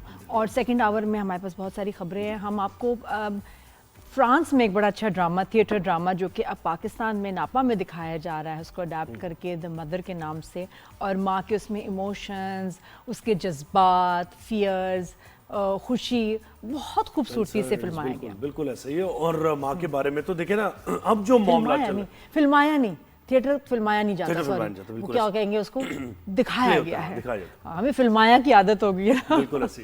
तो वो हम जरूर बात करेंगे, लेकिन अभी हमने बात करनी है एक और इम्पोर्टेंट इशू की, और आप भी ये तजर्बा कर चुकी हैं क्योंकि आप यू आर फ्रॉम रावलपिंडी। बिल्कुल बिल्कुल। तो दारुल हुकूमत इस्लामाबाद में पोलन एलर्जी फैलने के असबाब सामने आ गए कि इसकी वजूहात क्या है। अच्छा, वजूहात सामने आने, जी जी, पोलन की वजूहात तो पोलन होगी। नहीं, इसकी वजूहात यह है कि 29,000 से ज्यादा जंगली शहतूत के दरख्त काट दिए गए। ये शहतूत का जो दरख्त होता है, इसकी वजह से एलर्जी फैलती है। तो उन्होंने ये इकदाम उठाए हैं। जंगली शहतूत के बहुत सारे दरख्त मौजूद थे, इन दरख्तों की वजह से फजा में पोलन होता था। अब जब ये 29,000 दरख्त काटे हैं, तो क्या कुछ कम हुए पोलन एलर्जी के ये जरूरी है या नहीं? ये जरूरी होना चाहिए। और अच्छा, होती क्या थी कैफियत, मुझे बताएं ना, आपने खुद एक्सपीरियंस किया। अच्छा, मुझे अल्हम्दुलिल्लाह मुझे इतना इससे मसला नहीं था, क्योंकि इसमें वो जो थोड़ा सा जिनको अस्थमा का मसला, एलर्जी ज़्यादा जिनको इजीली हो जाती है, ट्रिगर हो जाती थी, यकीन करो ज़ोहेब, बच्चे कुछ महीनों के लिए घर में बंद कर दिए जाते थे कि जी ये स्कूल भी नहीं जा सकते, टेरेस पे नहीं जाएंगे, खुली खिड़कियाँ नहीं खोलनी। मेरे ऐसे एक भांजे को मसला है, तो बहुत फैमिली में प्रॉब्लम होता था, बड़ों को होता था कि वो कहीं काम नहीं कर सकते, नॉर्मल लाइफ जो है वो गुजार ही नहीं सकते। देखिए ना, सांस अगर आपको आने में दुश्वारी हो, सांस ना आप ले सकें, तो आप क्या काम कर सकते? बिल्कुल ऐसे ही। तो अब ये जो इकदाम सीडीए की तरफ से उठाए गए हैं, ये कितनी बेहतरी इसमें आई है, ये भी हम जानेंगे, और इससे बचा कैसे जा सकता है एलर्जी से, ये दिन कैसे गुजारे जा सकते हैं। क्या आई है आफ्टर दिस? बिल्कुल ऐसे ही। डॉक्टर रूबिया ने हमें ज्वाइन किया, जनरल फिजिशियन है। अस्सलाम वालेकुम, गुड मॉर्निंग डॉक्टर साहब, कैसी हैं आप? अस्सलाम वालेकुम Zuhaib bin Nadir, thank you for having me again. ये बड़ी क्यूट वाली हमारी डॉक्टर है। बिल्कुल ऐसे जी। जी बताएं डॉक्टर साहब, अभी ये जो सारे दरख्त काटे गए हैं, तो इससे कोई पोलन केसेस में कमी आई है या वही सीन है? सो नादिर साहब, अभी it's just started. I think दरख्त तो अभी हमारे जो है कटे। To be fair, Islamabad CD has been very active for years. ये सीजनली भी इन दरख्तों को कम करने की कोशिश करती है। अनफॉर्चुनेटली पोलन एक डेथ स्टार कहलाता है। It's the tiniest organism, tiniest particle material कह दें तो ये बड़ा आराम से फ्लोट करता है, एंड ये particle can go people's noses, into their airways. तो इशू ये होता है कि ये बहुत ज्यादा हैवक क्रिएट करता है। असल तो पता चलेगा इन द स्प्रिंग सीजन, क्योंकि हमारा जो वर्स्ट सीजन है वो प्रॉब्ली अप्रैल में शुरू होता है, around about March April time. Some people have it in autumn as well, उनको सितंबर अक्टूबर में भी होता है। और बेचारी कुछ अनफॉर्चुनेट सोल्स हैं इस्लामाबाद में जो कि सारा साल ही तंग होती हैं इस चीज से। सही। और मुझे बताएं कि बचा कैसे जा सकता है? ये तो है, ज़ाहिर है, एग्जिस्ट करता है, लोग तो क्लाइमेट यानी हो गए होंगे, भैया होना ही है एक चीज। तो क्या एसओपीज फॉलो कर रहे हैं वहां पर? जी जी। अनफॉर्चुनेटली ये एक ऐसी चीज है जिससे आपका जितना ज्यादा एक्सपोजर होता है उतना आपका अटैक सब्सिक्वेंटली ज्यादा सीवियर होता रहता है। एक तो सिम्टम होता है जो एलर्जिक राइनाइटिस वाले पेशेंट्स होते हैं, इनका रनी नोज, ब्लॉक नोज, सर में हैवीनेस, जैसे वो फ्लू विदाउट द थकावट एंड द फीवर, वो वाले कैफियत बहुत ज्यादा होती है, स्नीजिंग ऑल द टाइम। लेकिन जो सबसे ज्यादा डेंजरस लोग होते हैं, ये होते हैं जिनका अस्थमा ट्रिगर हो जाता है। तो सांस की इतनी दुश्वारी होती है कि इनको नेबुलाइजर्स की ज्यादा, स्टेरॉइड्स की जरूरत पड़ती है। अब जैसे नादिया ने बोला कि आपको खिड़कियां बंद करनी पड़ेंगी घरों की, आपको मास्क पहनने पड़ेंगे और बिल्कुल अपने आप को एक्सपोज करने से रोकना पड़ेगा। लोग टोटके इस्तेमाल करते हैं, टोटकों में होता है वैजलीन, आप अपने नॉस्ट्रल्स के इर्द लगाएं ताकि वो पोलन जो टाइनी पार्टिकल्स हैं वो जाएं ना, वो उसमें फंस जाएं। लोग सेंसिटाइजेशन करवाते हैं जाके, एनआईएच से हमारा एलर्जी सेंटर है वहां से वो लगवाते हैं, सब वो टीके होते हैं जो आपकी स्किन में प्रिक्स की तरह लगते हैं और उससे आपकी इम्यूनिटी बेहतर होती है to resist them. Some things works, some things don't work, है ना। अब कुछ लोग होते हैं कहते हैं कि जी कराची में हमें मसला हो रहा है, इस्लामाबाद जाके सांस आना शुरू हो जाता है। मेरी दोस्त कल बता रही, देखो मेरी स्किन अभी मैं आई हूँ ना, देखो एकदम 2 पिंपल आ गए, मैं इस्लामाबाद में थी कोई पिंपल नहीं आया। फजा अच्छी है इस्लामाबाद है ना। में, उसको मैंने कहा बेटा अब शिफ्ट ही हो जाओ, तुम्हें बुला रहे हैं वहाँ के पहाड़, इस्लामाबाद तुम्हें बुला रहा है, इसलिए अच्छा होता है, किसी किसी को सूट करता है वहाँ का वेदर इतना ज्यादा, तो वो बेहतर रहते हैं वहाँ, है ना। कुछ अब आज फॉर एग्जांपल हमारे यहाँ बहुत मतलब जो है वो अबर आलूद सा है, बड़ा हेजी सा और क्लाउडी सा मौसम में, सर्दी तो आपको पता है असल तोड़ पड़ रही है, आपके कराची में भी बहुत ठंड है।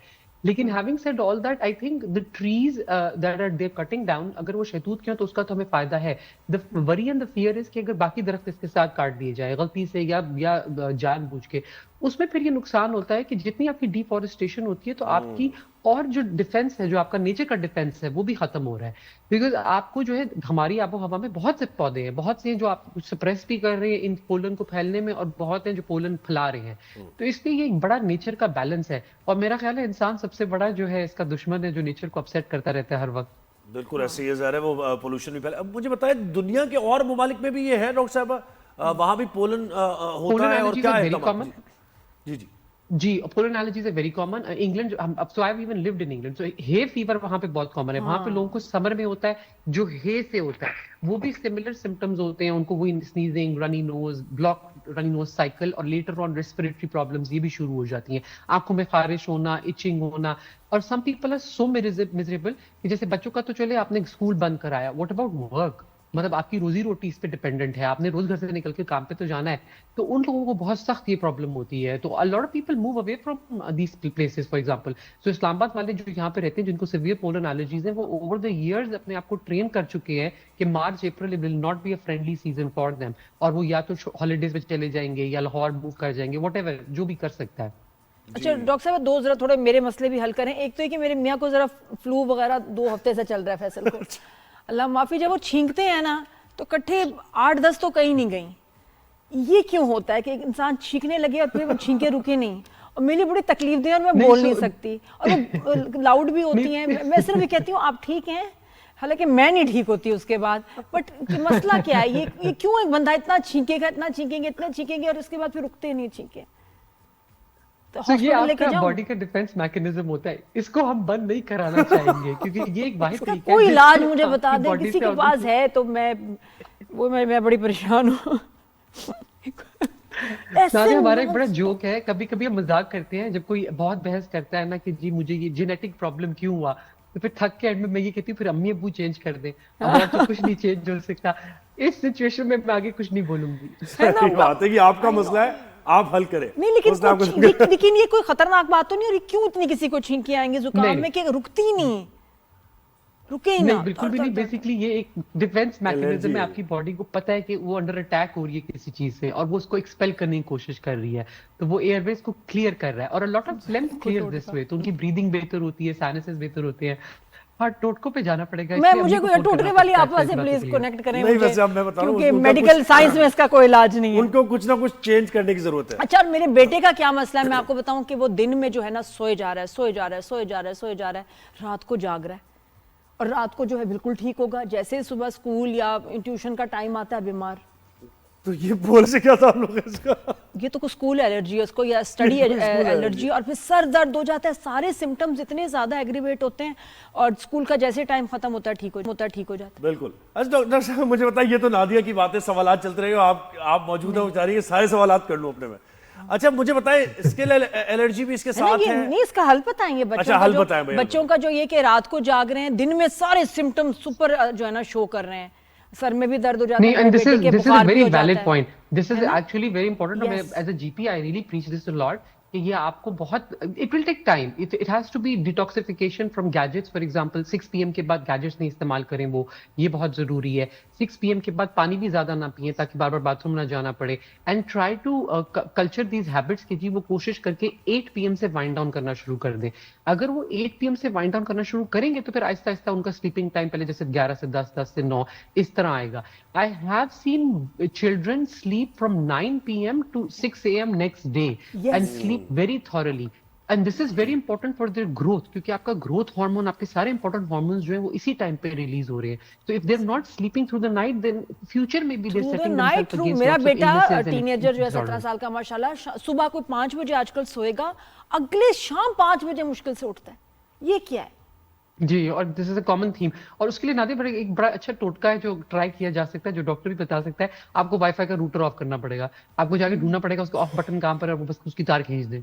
यही बात है, यही बात है। कल कह रहे सर फट अब रहा है, मैं क्या मैंने कहा बात टीवी का रिमोट अब छुपा मुझे दिया, डॉक्टर साहब मैं मैंने पोलन की क्या लैपटॉप छुपा बात करूं, दिया। मैं स्किन एलर्जी की क्या बात करूं, ड्राइनेस की क्या बात कहां से कहां पहुंचा दी। नहीं वो ये भी तो हमारे मसाइल हैं, आप क्या करें डॉक्टर साहब। चले मुझे बताइए कि बारिश की वजह से डॉक्टर साहब कुछ बेहतर हो जाती है सूरत हाल, क्योंकि कराची में भी हम ये देख रहे हैं स्किन एलर्जी वगैरह। जी, बारिश से तो बहुत फर्क पड़ता है। अल्लाह ने कोई ऐसी अदब, अल्लाह की शान है और ऐसी कुदरत है कि जैसे हमारे जो बहुत से बीमारियां हैं, बहुत डिसीजेज हैं, उसमें नेचर में ही उसका क्योर है।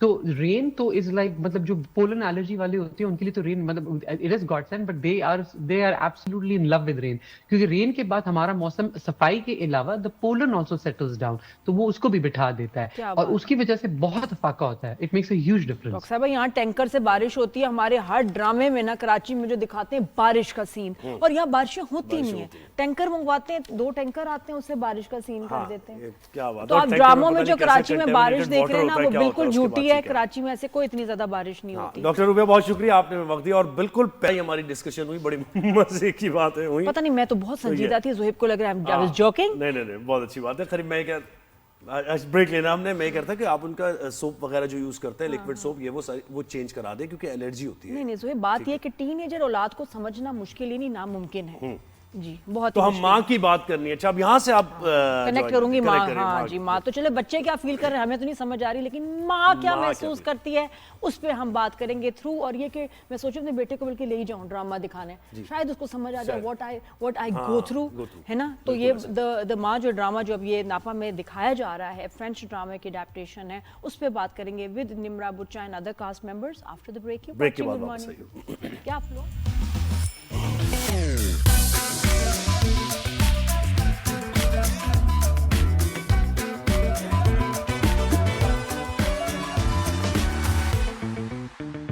जी, welcome back after the break. और अभी हम बात करेंगे कुछ आर्टिस्ट हैं, थिएटर के आर्टिस्ट हैं। कहते हैं अगर आपने अच्छा एक्टर बनना हो ना ज़ुहैब, पहले थिएटर कर लो। ठीक है, तो ठीक, हाँ, अभी इसके बाद आप फौरन जाएं, एडमिशन कराएं। तो ऑनेस्टली जिन लोगों ने थिएटर किया होता है ना, उनका आप ड्रामाज में देखते हैं, उनका जो वॉइस थ्रो, जो एक्सप्रेशन होल्ड, बॉडी लैंग्वेज ही अलग होती है।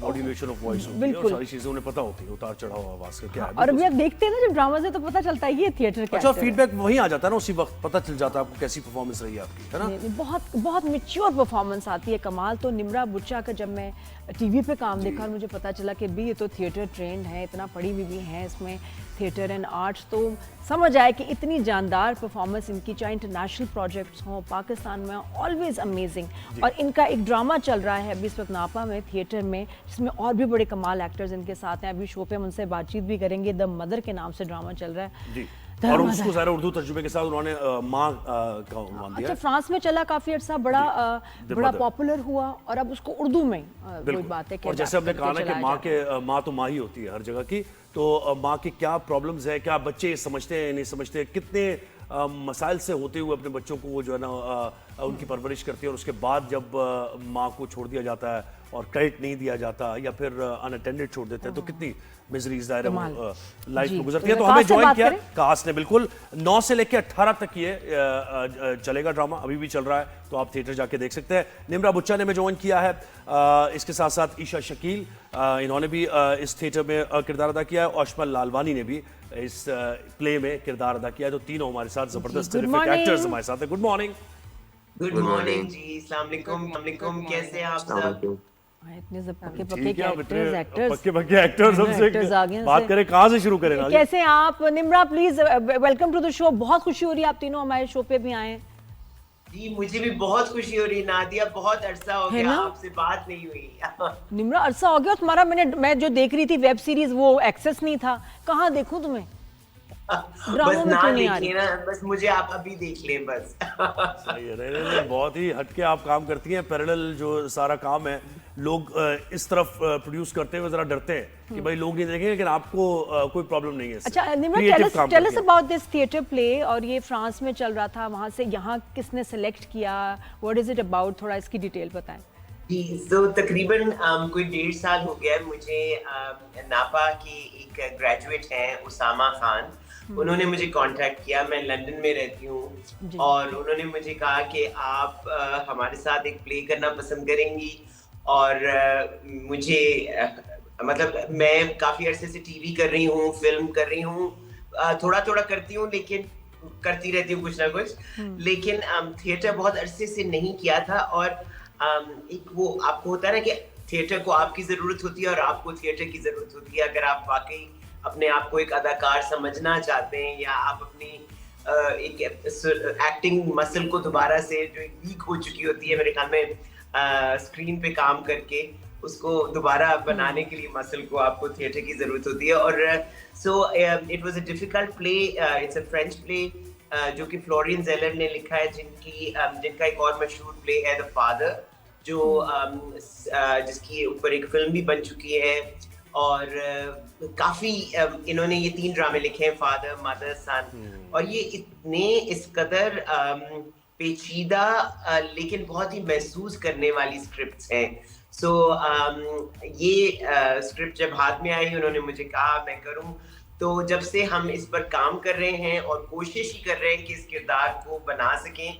It's I don't want to say, I no हर इंसान कहता है ये किरदार बड़ा हटके है, लेकिन आई थिंक ये कैरेक्टराइजेशन ऑफ द मदर बहुत ही हटके है। और मेरे ख्याल में मैंने इससे मुश्किल काम स्टेज पर नहीं किया है, और अभी भी मैं कोशिश कर रही हूँ। निम्रा, और मुझे बताएं निम्रा कि ये कह रही है तो ये बहुत बड़ी बात है। लेकिन ये माँ बाप, ये जो हमारी जिंदगी में इनकी बड़ी वैल्यू होती है, और जो सेक्रीफाइस इन्होंने किया होता है, हम कई दफा उनको क्रेडिट नहीं देते, सरफ नजर कर देते हैं। तो आई थिंक बिल्कुल आप सही कह रहे हैं। और आई थिंक माओ के साथ, और मैंने ये हमारे घर घर की कहानी है जिसे कहते हैं, माएँ जो है वो फैमिली का मेन कैरेक्टर होती हैं, उनका मेन रोल होता है जिंदगी में।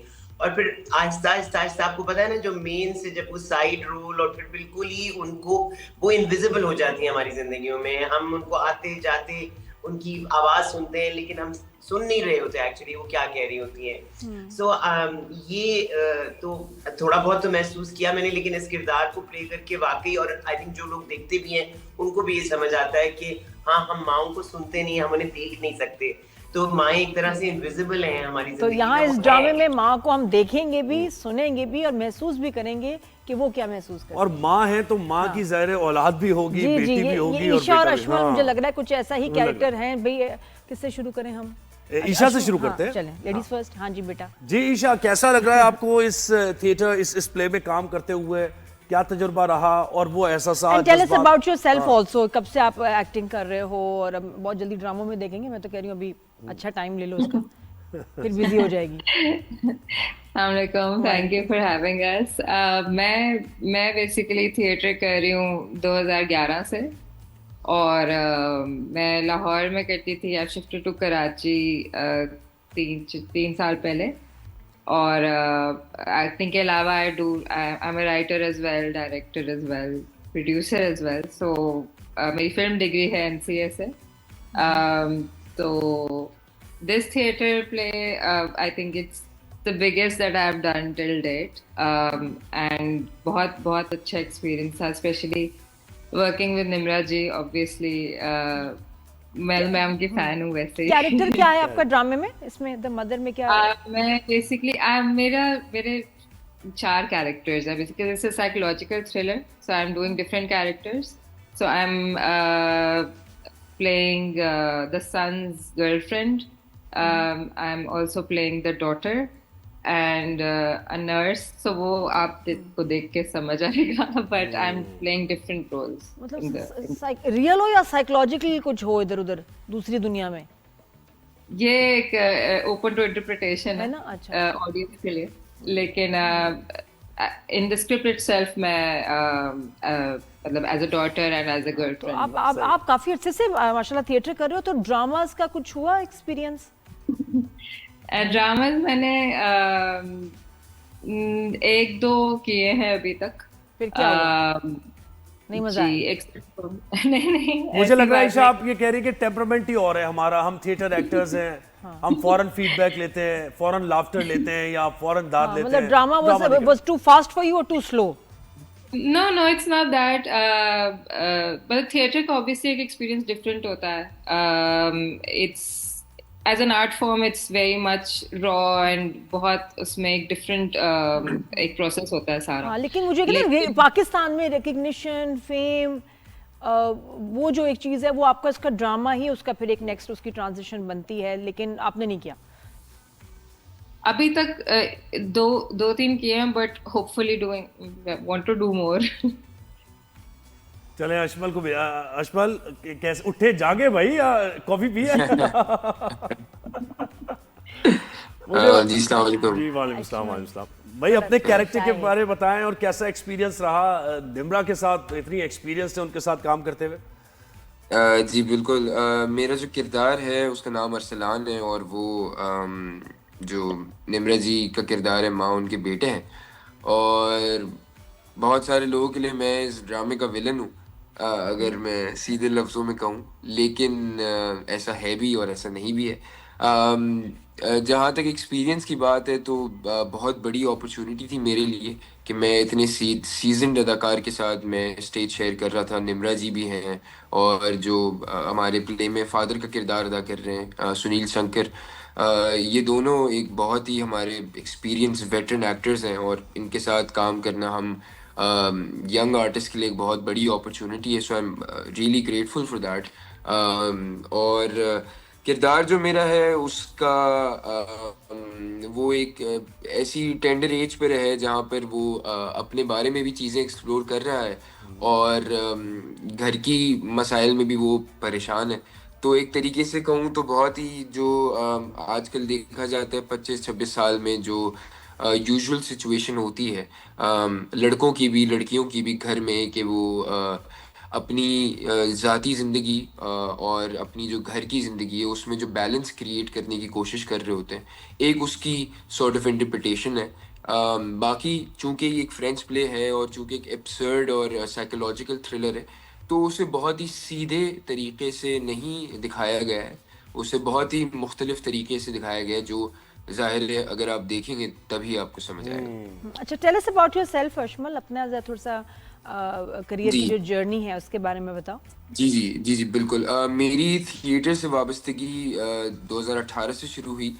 मैंने अपनी theatre education national academy performing arts से की है और 2018 से लेकर मैं वहाँ पर हूँ और तब से ही थिएटर करता आ रहा हूँ और मैंने अब तक थिएटर ही किया है.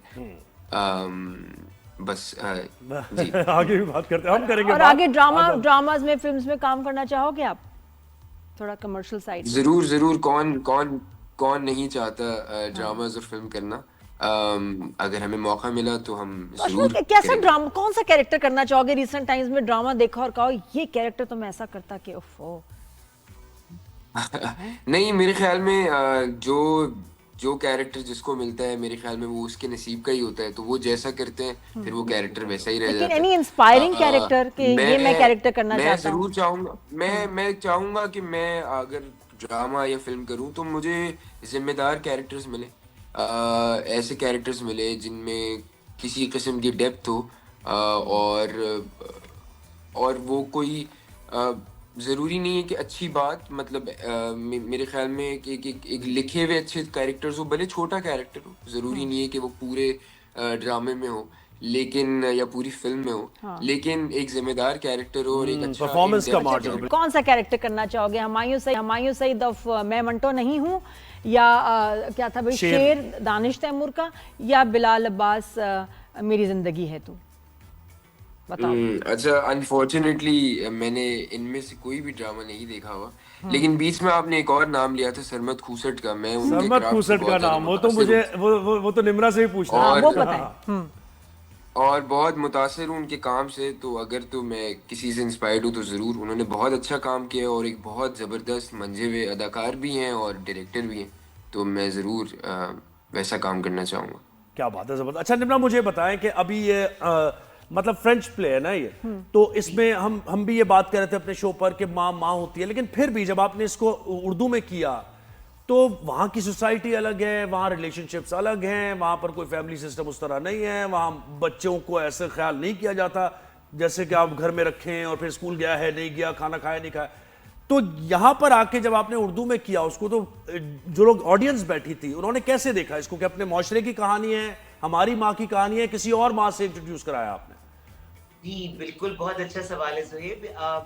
आप जब कोई प्ले ट्रांसलेट कर रहे होते हैं और अक्सर हमारे यहाँ ट्रांसलेशंस ही परफॉर्म की गई हैं, चाहे आप ये हिस्टोरिकली देखें, शेक्सपियर जो भी हुआ है उर्दू में यहाँ पर किया गया है, और जाहिर है कि वो शेक्सपियर हमारे इस इलाके के तो नहीं है, लेकिन जो इमोशंस होते हैं, जो एक उसकी मास्टरी होती है on sort of manipulating emotions और सीन्स, और उनको यूनिवर्सल जो आपकी चीजें हैं, मतलब जब आपको कोई दुख होता है या खुशी होता है, आप कोई नज़म करते हैं, वो जरूरी नहीं कि वो किसी उर्दू शायर की ही हो, वो किसी पंजाबी शायर की भी हो सकती है, वो किसी अंग्रेज शायर की भी हो सकती है। सो इस तरह से आपको हमारे यहाँ ड्रामों की सिलेक्शन ओरिजिनल प्लेस की क्योंकि कम है, तो बहुत सारे लोग जो है बाहर ढूंढते हैं कोई चीज जो स्क्रिप्ट उनको दिल को लगे। सो इसमें ये है, बिल्कुल सही आप कह रहे हैं कि क्योंकि ये फ्रांसीसी सोसाइटी का है, और तो उसको पाकिस्तान में परफॉर्म करने के लिए उसमें बहुत सारी चीजों की चॉइस थी कि इनको बदला जाए या इनको रखा जाए, नहीं रखा जाए, लेकिन जो हमारे डायरेक्टर हैं उन्होंने ये चॉइस की कि इसको बहुत ज्यादा बदला नहीं जाएगा, क्योंकि उसकी वो कल्चरल सेटिंग से कोई इतना ज्यादा उस पर फर्क नहीं पड़ता, क्योंकि वो इस कदर एक बेसिक मिनिमल तरीके से इमोशंस के साथ खेलता है प्ले, कि उससे ये फर्क नहीं पड़ता कि ये मतलब आपने कोई एक चीज कोई आई डोंट नो, आप अगर देखेंगे आपको ये महसूस होगा, जिन लोगों ने ये प्ले देखा है, और वो तरह तरह के लोग हैं, मैं ये कह सकती हूँ कि इसमें बहुत सारे लोग ऐसे हैं जो मतलब बहुत यहाँ से बाहर जिन्होंने ट्रैवल नहीं किया है, या जो बाहर हर वक्त ट्रैवल करते हैं, या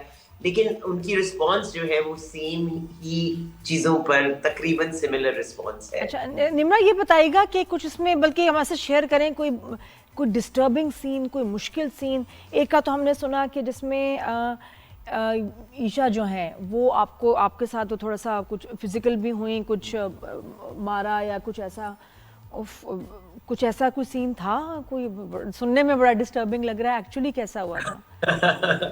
हम एक दूसरे को इतना ट्रस्ट करते हैं एज एक्टर्स और एज अ टीम कि जो भी प्ले के लिए हमें लगता है कि हाँ जरूरी है वो हम करते हैं, मिलके करते हैं, और मेरे ख्याल में जो कुछ भी होता है उससे दोनों को तकरीबन बराबर ही तकलीफ होती है। और कोई थप्पड़ का सीन था ऐसे कोई उन्होंने उसको मारना पड़ा, और वो फिर हर दफा जब भी परफॉर्मेंस होती है तो वो रिपीट होता होगा, हर दफा लगता होगा। मैं तो ये सोच, ड्रामे में तो चीट करते हैं, थिएटर में कैसे किया? नहीं, वो तरीका होता है करने का, लेकिन हमारे जो डायरेक्टर हैं उनकी भी ये चॉइस थी, और हमने ये सबने डिसाइड किया कि जिस तरह से उसको परफॉर्म किया जाएगा उसका मैक्सिमम इम्पैक्ट होना चाहिए ऑडियंस पे भी। तो आपने जाहिर क्लिप्स देखी आजकल, ये एक्चुअली ये मुझे इस बात से थोड़ा सा इख्तिलाफ है कि लोग क्लिप्स बनाते हैं आके थिएटर में, और फिर वो क्लिप्स आउट ऑफ कॉन्टेक्स्ट जो है वो डिस्ट्रीब्यूट होते हैं। तो ये एक हमारी एक चीज है जो जिसके साथ हमें अब रहना पड़ेगा। अब क्योंकि हम इस प्ले की बात कर रहे हैं और ये प्ले ज़ाहिर है माँ पर, ये पिवटल किरदार माँ का है, तो कुछ राइटर ऐसे हैं, और एक राइटर की मैं बात करूंगा जो बड़े फेमस राइटर हैं, अब नाम मैं उनका नहीं लेना चाहता, लेकिन उनका मैं एक इंटरव्यू सुन कह रहे थे कि माँ के कदमों के नीचे जन्नत की बात हो रही थी। तो उन्होंने कहा कि वो हर माँ के कदमों के नीचे जन्नत नहीं है, अच्छी माँ भी है, बुरी माँ भी है। तो मुझे बता निम्रा, आपका क्या कॉन्सेप्ट है? क्या अच्छी माँ भी कोई होती है, कोई बुरी माँ भी होती है, या कुछ बच्चे ऐसे हैं जो अपनी माँ को बुरी माँ परसीव करते हैं? इस बारे में कुछ आप कह सकती हैं? जी, मेरे ख्याल में हर माँ या औलाद इंसान होती है, और इंसान में बहुत सारी चीजें हैं जो कि वो कोशिश करता है। बहुत सारे कुछ लोग हैं वो पैदा होते हैं बहुत सारी स्ट्रगल्स के बीच में, और उनकी सारी जिंदगी लग जाती है उन स्ट्रगल्स को रिजॉल्व करने में। और जाहिर है कि अगर एक माँ की जिंदगी में कुछ चीजें ऐसी हुई हैं या उनके बचपन में भी हुई हैं, तो हो सकता है कि वो आगे जाकर अगर उनको रिजॉल्व नहीं करती तो उनको अपनी औलाद को भी पास ऑन करेंगी वो ट्रॉमा, और फिर औलाद जो है वो उस तरह से रिस्पॉन्ड करेगी। तो ये हम लोग सब एक दूसरे से इतने शदीद जुड़े हुए हैं, और हम पिछली जनरेशन से भी इतना जुड़े हुए हैं कि आपको बहुत अवेयर रहना पड़ता है कि आपके साथ क्या हुआ है और माजी में क्या हुआ और आपको आगे क्या करना है, उसको पीछे छोड़ के या उसको अच्छी तरह से रिजॉल्व करके। तो ये हम सब इसी में हैं, और मेरे ख्याल में हर माँ ये चाहती है कि वो अच्छी माँ बने, कोई ये नहीं चाहता कि वो बुरी माँ बने। बस सर्कमस्टांसेस कभी कुछ ऐसे हो जाते हैं। अच्छा, ये ईशा बताएं, वो पिछली वाली बात पे तो मैं अटक गई कि जब निम्रा को तुम्हें स्लैप करना पड़ा, मारना पड़ा, कितना डिफिकल्ट होगा, और वो हर शो में। हाँ, I think that Nimra ji is very like professional and very sweet as an actor, as a person as well. और मतलब जो सीन की रिक्वायरमेंट है और discussion, prior discussions and everything वो हमने की, और उन्होंने as a professional actor and as a sweet person जो वो हैं। नहीं, अपना बताओ मुझे, वो तो हैं, तुम बताओ तुमने कैसे मैनेज किया कि इतने सीनियर एक्टर को और रियल मारना इन एवरी शो, वो कैसे उसकी तैयारी की? I mean obviously it is a difficult thing, एक मुश्किल टास्क था मेरे लिए, लेकिन अगेन जब आप कैरेक्टर में होते हो, जब आप सीन एक कर रहे हो और यू नो, तो do you try to be gentle, या ये कि नहीं भाई डायरेक्टर ने कहा है तो फुल फोर्स से, क्योंकि मुझे ये बहुत मुश्किल लगता है। आवाज तो आएगी, जब थप्पड़ लगेगा तो आवाज तो आएगी, है ना? तो आप मतलब उसको ख्याल नहीं करते कि नहीं जी फुल फोर्स से हमें करना है, या ये कि नहीं मैं जेंटल थोड़ा सा चीट कर दूं? नादिया, आप आके देखें ना, आज आऊंगी मैं, खास इस सीन के लिए आऊंगी। मारोगी तुम, दर्द मुझे होगी। सही है। अच्छा, बस निम्रा से सवाल, एक तो टाइमिंग इसकी बता दें कि क्या है, कब से कब तक शाम में है, या कितने शोज इसके होते हैं? और मुझे एक और बस सवाल जाते जाते आप बताइएगा कि क्या आप जैसे एक्टर्स या दीगर एक्टर्स जो बहुत क्रिएटिव काम करना चाहते हैं, इशू बेस्ड काम करना चाहते हैं, हमारी इस ड्रामा इंडस्ट्री में गुंजाइश है उनकी अभी भी या नहीं है? आप मुझसे, मैं कोशिश करूं सवाल करने। आई थिंक गुंजाइश, आई थिंक हमारी टेलीविजन इंडस्ट्री मुल्क में और कुछ हुआ है या नहीं ग्रो हुआ है, लेकिन हमारी आई थिंक टेलीविजन इंडस्ट्री बहुत ग्रो हुई है, बहुत अच्छी बात है। आई थिंक बहुत अपॉर्चुनिटीज हैं न्यू कमर्स के लिए, और आई थिंक जगह बनानी, हर अदाकार को टाइम लगता है जगह बनाने में, और बहुत जगह है हमारे यहाँ, बहुत स्टोरीज हैं जो हमें अभी भी सुनानी है, और हर तरह की स्टोरी सुनाई जा रही है टेलीविजन पे। निम्रा जी, अच्छा बताएं, बस हमारा टाइम खत्म हो रहा है कि कब कितने बजे आऊं मैं ड्रामा देखने? जी, जो बाकी लोग देखना वहाँ चाहते पे हैं। 7:30 पहुंच जाएं, थोड़ी चाय लें, पॉपकॉर्न लें, कॉफी लें, और लेकिन देर से नहीं आएगा, क्योंकि बिल्कुल शार्प 8 o'clock स्टार्ट हो जाता है। उस एरिया में बहुत ट्रैफिक है, तो टाइम पे पहुंच जाइएगा। और टिकट खरीदिएगा, ये भी कहते हैं, टिकट खरीद के आइएगा। हाँ, और अगर नहीं खरीदे तो वहां पे आके ले लीजिएगा। सही है, बहुत शुक्रिया।